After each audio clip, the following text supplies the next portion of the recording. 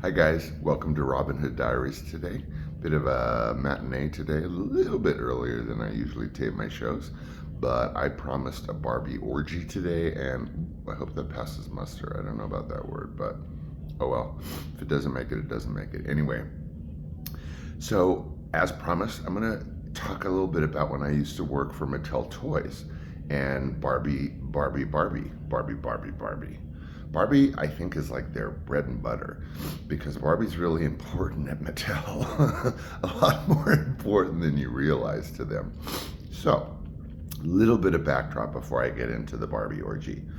Um, I had a whole career in social work. With that kind of transition to grant writing, where you obviously apply for grants from the government.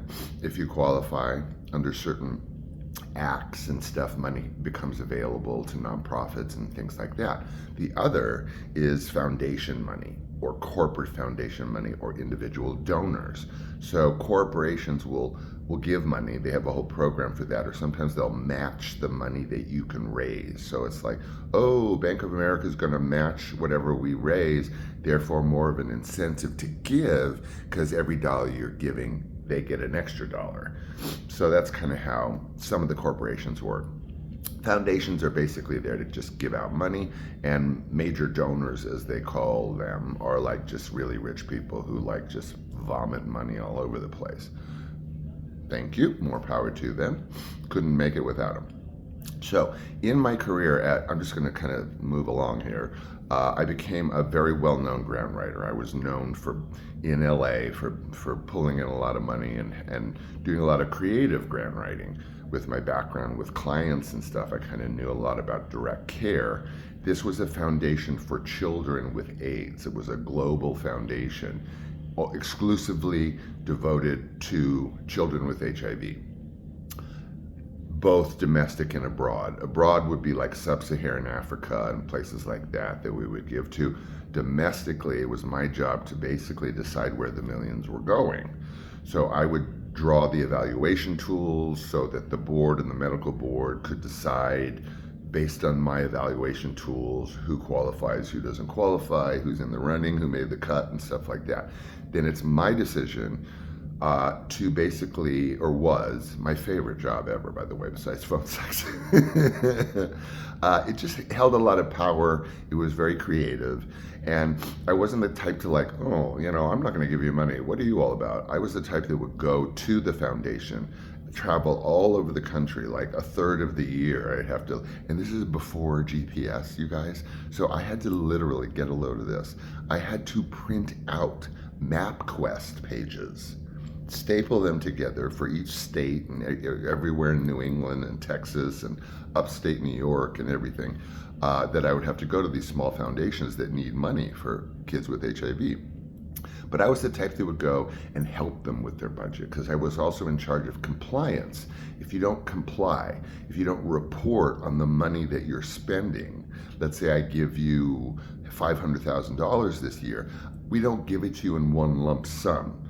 I create a whole set of compliance, which again I was used to from another job because I exclude one of them. I specialize in compliance because I know what you're supposed to report on if you get a ton of money.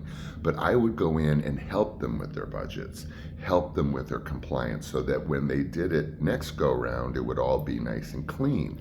Because when you're given chunks of money, you're only given it in pieces. So when you hear, oh, so-and-so got $1 million, yeah, but I have to separate it into 4s and 5s and then give it to you in increments as you report to me about how you're spending the money. And I need to make sure it's not a slush fund. I need to make sure that the money that you got is not going into some spending pot for your organization, that it has to be spent on the program that you said you were going to spend it on. So this foundation was very much a part of Mattel Toys Inc. Global Mattel Toys, Barbie, right? Well, they had their own pet foundation that was very much weaved into Mattel because Mattel kind of like basically subsidized it, kind of. I mean, it was, Mattel was mom, and this was this, organization targeting children with HIV. So I kind of worked for Mattel by proxy because the foundation was theirs, but it was all Mattel, Mattel, Mattel. I mean, my involvement with Mattel Toys was a lot more than you would expect for a grant, right? Well, I was called a program officer. So I did a lot. I was like on the flip side, before I asked for money, now I gave money. So we had to be interwoven with Mattel in all kinds of ways. We had to go to meetings there. It was more, I don't want to say it was more socially than more businessy, especially when it comes to their board, overseeing the organization and the medical board, kind of approving my evaluation tools, and we gave to hospitals and things like that. So Mattel wanted to know where their money was going, and I was sort of there to tell them. Since I was the program officer. So I would have to go to Mattel and basically report to them about where their money was going, what we were doing, how we were doing it, how I was getting it, and all that stuff. So in a way, I kind of worked for the CEO of Mattel because she and one other guy just made all the foundation decisions. Now Jill Barad was CEO, so she had a hell of a lot more to do than, mess around with my rinky-dink stuff, although I was, pulling in $1 million or whatever. We also had a yearly event called Dream Halloween. Ms. Jamie Lee Curtis was some kind of board emeritus, whatever. She would host the Dream Halloween. It was a big Halloween party that would cost like $1,500 a ticket to bring your kid. And that's how we got a lot of our money. So Jamie Lee Curtis would waltz in. Jamie, look, I'm sorry, but I did celebrity fashion shows with you when you were like, I don't know, 10. And my mom was the one that ran those shows. Sometimes she would have movie star kids, sometimes she would have movie stars, sometimes she would just have exclusively models. My mom was very progressive. She would run fashion shows in Gaelic, so no one understood kind of what was going on, but it was like her thing because she was fluent in Gaelic. From Ireland. She was, grew up 1930 in a village in the middle of nowhere. They would crack your knuckles. It was kind of like first language, Gaelic and English. So Jamie Lee, was kind of this, she'd kind of waltz in and throw her weight around like, she was hot shit on a silver platter. That's what we used to say when I was a kid. So, Jamie, look, like I said, I knew your mom from Saks when I would do the kids' fashion shows. I remember one that I believe you were in. I believe you were wearing a white dress. So when you came in and kind of threw your weight around as bored, whatever, Jamie Lee, and asked me to get you water, the guy that's pulling in the millions is supposed to get you a cup of water out of the machine, and I paid for your water. So Jamie Lee, I hope you enjoyed your water. Anyway, so Jamie Lee Curtis was this kind of like throw your weight around, bored, whatever. And she would have meetings and basically we would tell her nothing. Like, oh, we're doing this and that. And like she had any power. Jamie Lee Curtis, I know you like to feel very involved with that organization and do your little hostessing every Halloween, showing up. You didn't pull in money. You were just a celebrity face for us to pull in money. You did not pull in money. So, Jamie Lee Curtis, that is my deal, and you never knew it. So when you asked me to run and get your water, I just want you to know who you were asking.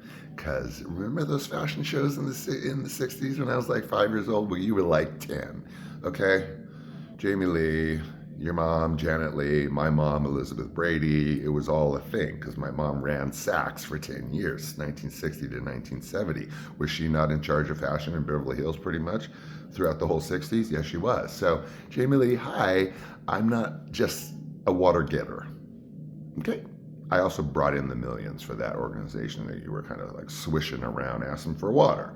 And then you show up on Halloween and in a witch outfit and suddenly we have $1 million. No, I don't think it doesn't work that way, dear.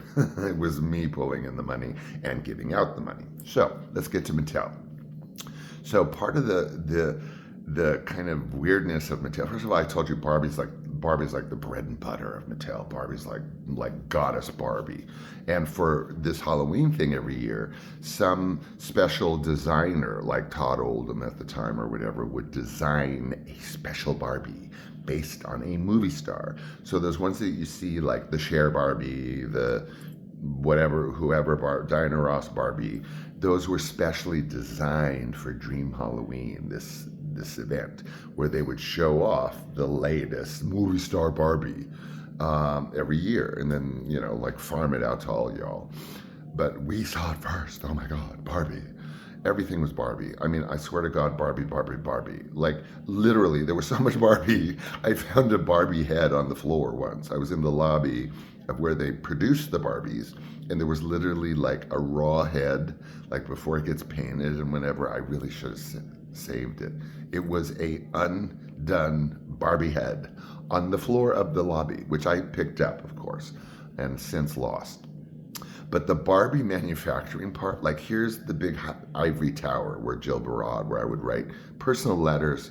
See, she would like apply, like she would want to talk to a movie star about money, but I was kind of the slick, like writer guy, like Hollywood, like I know what they want to hear and stuff like that. So I would write letters from her to movie stars asking for buku money.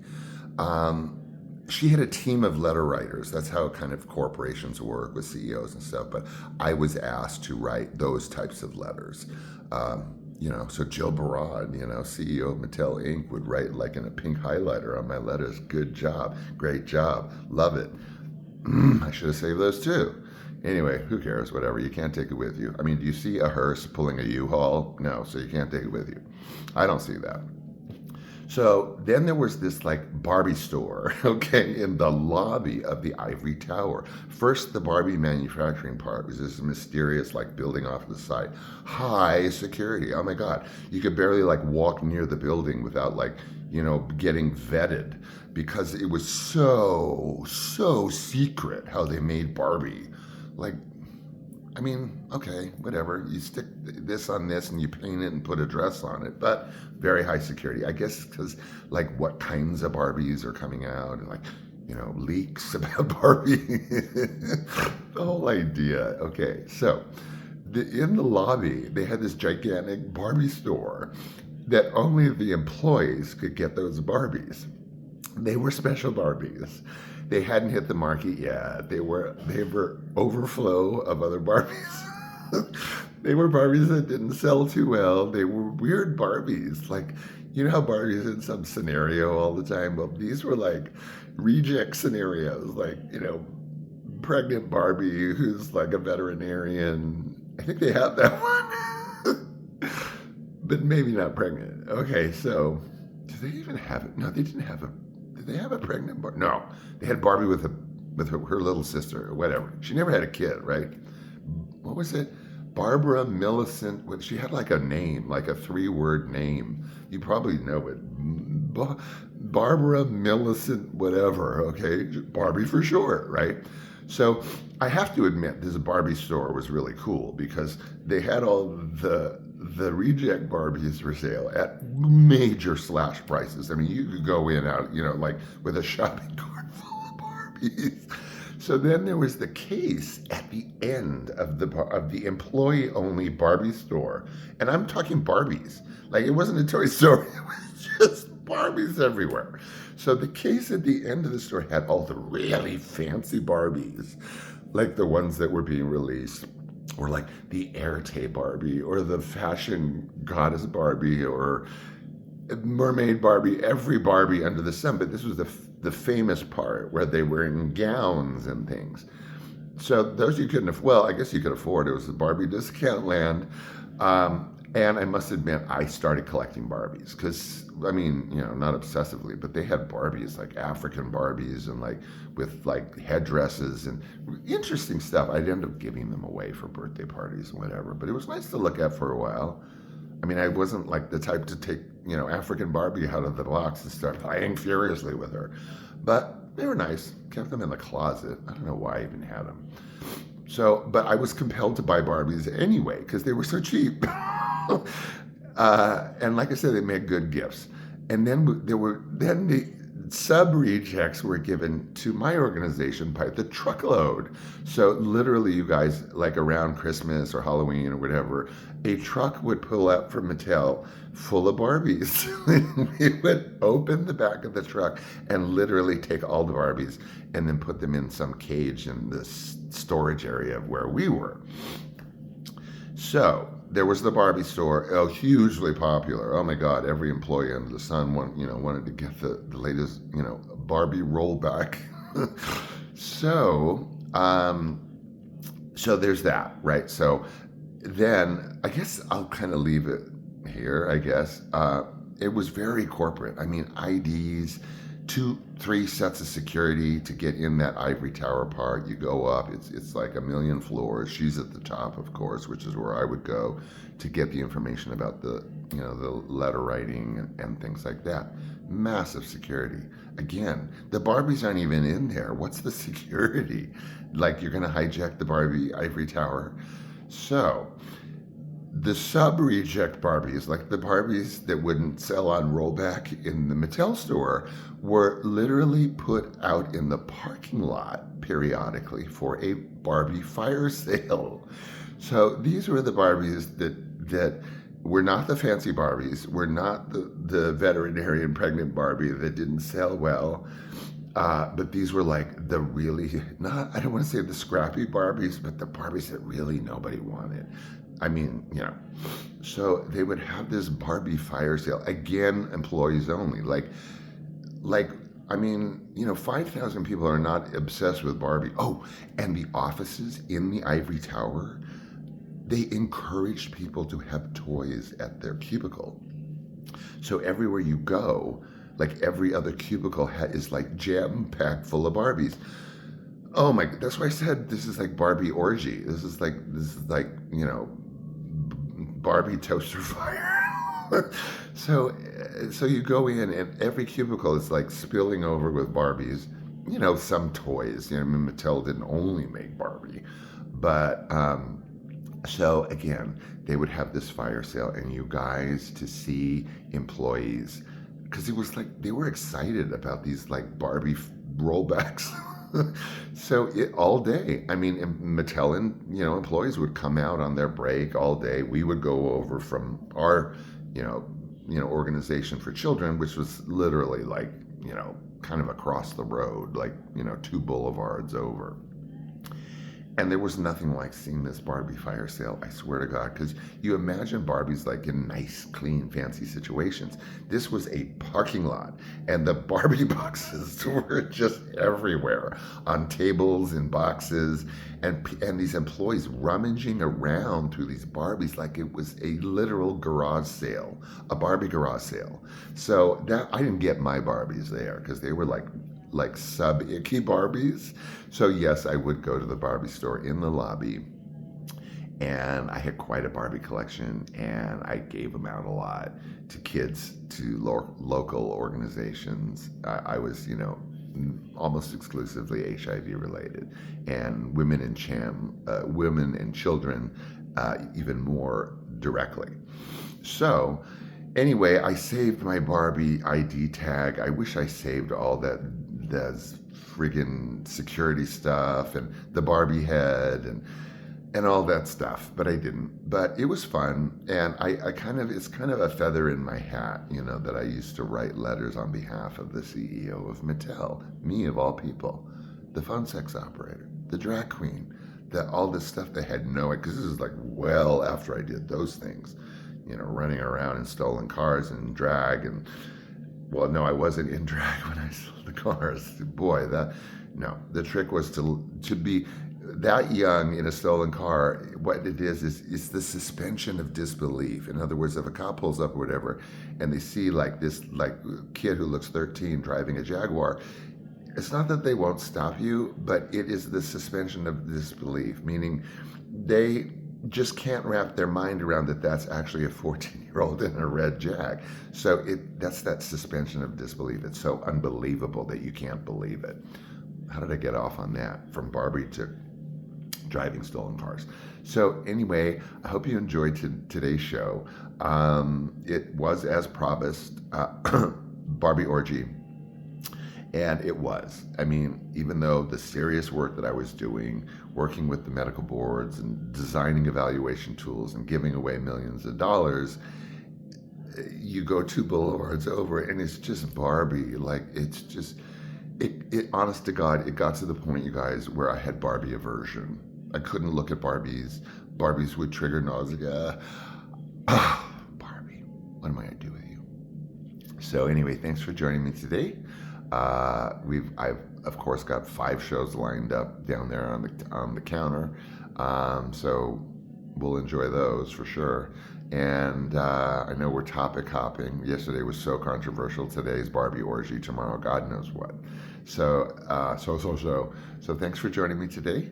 It was a pleasure as always. I always enjoy you guys. I don't know. You're not just a screen to me. You're like my 5 best friends. Okay, I'll let you go. And we got more promos and more previews and more little interjected clips like I usually do coming up. Otherwise, I don't know. Go out and do everything I wouldn't do. Okay, thanks. I'll see you. Love you. Bye.